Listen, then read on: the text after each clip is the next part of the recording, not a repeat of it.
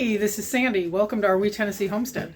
So I've been doing a lot of dehydrating this week, going out and collecting some wild weeds and some of the catnip that we have growing, and I harvested quite a bit of the basil that I had growing, and so I've been dehydrating that. I've done 1 load of catnip, 2 loads of goldenrod leaves, and getting ready to get my basil cleaned off so I can do that. I thought maybe you might want to just check it out and see what all I'm doing. So I'm going to turn the camera around. Okay, so this is basil that I got out of my garden, and I let it stay out there a little bit too long, so some of it has turned brown. I'm going to cut the brown off. One thing that you may or may not know about basil is when it has gone to seed like this and you have the basil flowers and stuff, those are also edible. You can use the flower petals in salad. You can also dehydrate all this. So anything that's not brown on here, I'm going to go ahead and throw in the dehydrator. Obviously, I'm going to cut off the stems. I'm just going to use the actual flower things themselves. The flowers and the flower petals are going to have a milder basil taste than the leaves, but that's okay. Let me show you a couple other things that I did. My kitchen's a mess, so it's a mess, and that's the way it is. This is my jar of goldenrod leaves for tea. I'm going to have a separate video where I was out actually gathering the goldenrod and collecting that, but I collected a big bag of it. This is what dehydrated down, and this has been scrunched down and mashed down. It would have filled, without it being compressed, there was a lot more than that jar, but I compressed it down. This right here was my first batch of catnip that I did this week. It was kind of, so leaves. I collected that in the dark. I've got another bag of catnip. This is for the cat. This is for Meow Meow. However, catnip can also be used for tea for people. So I've got another bag of catnip that I collected that I'm going to dehydrate for us for tea. So there's a lot of things that you can use for tea. You can even use basil and sage and stuff in tea as well. But so I just wanted to just share this with you, what I'm doing this week. And I've got some other stuff I'm cooking and canning and stuff as well. But I just want to encourage all of you, while stuff is still available, if there's wild edibles that you can identify accurately and collect and process, either dehydrate or freeze or can or whatever, if you still got stuff left in the garden, if you can get some good sales. This is the time of year where maybe if you have an apple house close to you, you can go and get a case of apples and process them.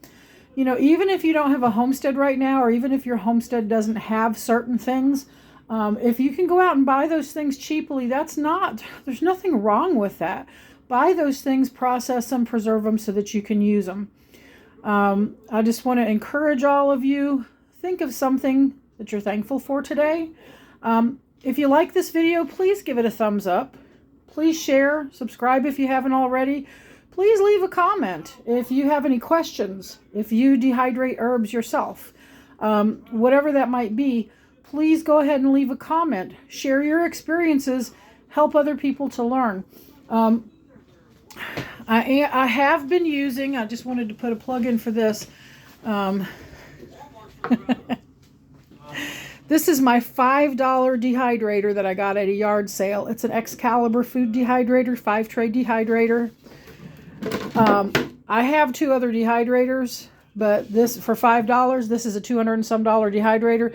It has 14-inch by 14-inch trays. It's got 8 square feet of dehydrating space, and I really, really like this. This is an older model. It does not have a timer on it, but it does have the dial where you can set the different temperatures.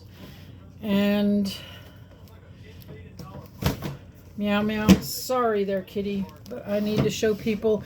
It's also got directions as to what temperatures to use for different foods. Now, I didn't have a place to put this when I got it, so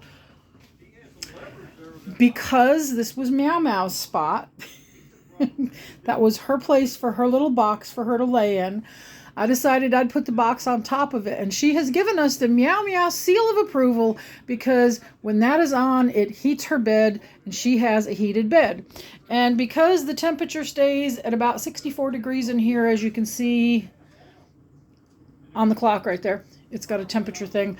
Our kitchen, when we're not cooking, stays at about 64. I have the window open today because it's in the 70s outside. But anyway, so I'm using the Excalibur Food Dehydrator.